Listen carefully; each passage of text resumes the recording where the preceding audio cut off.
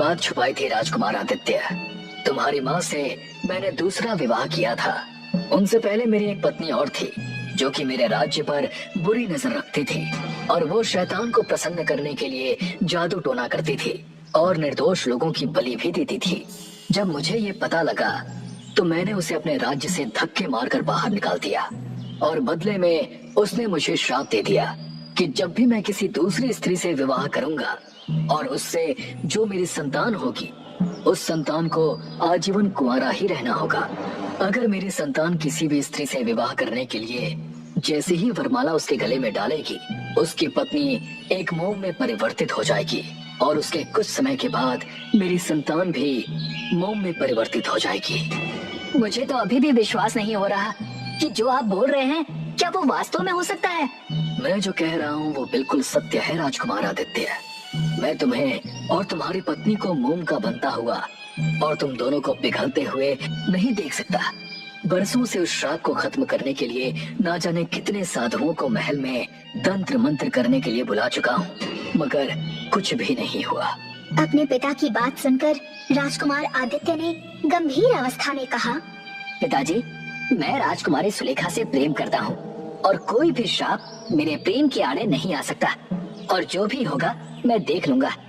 राजा अभिमन्यु ने अपने पुत्र राजकुमार आदित्य को बहुत समझाने की कोशिश की, परंतु राजकुमार आदित्य नहीं माना। राजा अभिमन्यु हार मान गया, मगर मंडप में जैसे ही राजकुमार आदित्य ने राजकुमारी सुलेखा के गले में वरमाला डाली, अचानक राजकुमारी सुलेखा रंग बिरंगी किरणों के साथ मोम में परिवर्तित हो गई। ये देखकर राजकुमार आदित्य बुरी तरह घबरा गया। ऐसा कैसे हो सकता है? इसका मतलब पिताजी सही कह रहे थे। मैंने तुमसे कहा था आदित्य, लेकिन तुमने मेरी बात नहीं मानी। तभी वहाँ पर महल के राजगुरु आ पहुँचे और राजकुमार आदित्य की ओर देखकर बोले, समस्या बहुत गंभीर है राजकुमार। तुम्हारी पत्नी तो मोम की बन चुकी है और कुछ घंटे के बाद तुम भी मोम के बन जाओगे। अगर तुम चाहते हो कि ऐसा कुछ ना हो तो उसे समाप्त करना होगा जिसने ये श्राप दिया है, मतलब तुम्हारी सौतेली माँ को, जो यहाँ से कुछ दूर घने जंगल में एक किले के अंदर रहती है। लेकिन उसे मारना इतना आसान काम नहीं है राजकुमार।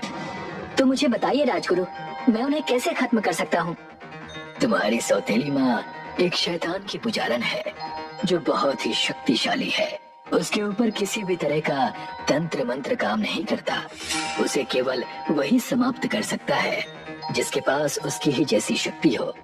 मैं आपकी बात का मतलब नहीं समझा। मतलब ये कि तुम्हारी सौतेली माँ ने तुम्हारे परिवार को श्राप दिया जिसकी वजह से तुम्हारी पत्नी मोम की बन गई और तुम भी मोम के बन जाओगे। अगर तुम में ऐसी शक्ति हो कि तुम अपनी सौतेली माँ को भी मोम का बना सको तभी तुम इस श्राप से मुक्ति पा सकते हो और तुम्हारी सौतेली माँ का अंत हो सकता है। राजगुरु की बात सुनकर अचानक आदित्य को उस गधे का वरदान याद आ गया। आदित्य रहस्यमयी अंदाज में राजगुरु की ओर देखकर कहता है, आप चिंता मत कीजिए राजगुरु, मेरी सौतेली माँ का अंत आज ही होगा। इतना कहकर राजकुमार आदित्य घोड़े पर सवार होकर जंगल में बने उस पुराने किले की ओर बढ़ गया। कुछ देर में राजकुमार आदित्य उस किले के अंदर अपनी सौतेली माँ के सामने खड़ा था, जिनकी शक्ल बेहद भयावह थी। राजकुमार आदित्य को देखकर उसकी सौतेली माँ हंसते हुए कहती है, तो आखिर तुम्हें यहाँ पर आना ही पड़ा आदित्य, लेकिन कोई फायदा नहीं, तुम मुझे मार नहीं सकते। मैं आपको समाप्त करने के लिए आया हूँ। सपने देखना छोड़ दो राजकुमार आदित्य, कुछ ही समय में तुम भी मोम के बन जाओगे और पिघलकर समाप्त हो जाओगे, जैसे कि तुम्हारी पत्नी मोम की बन चुकी है और धीरे धीरे पिघल रही है।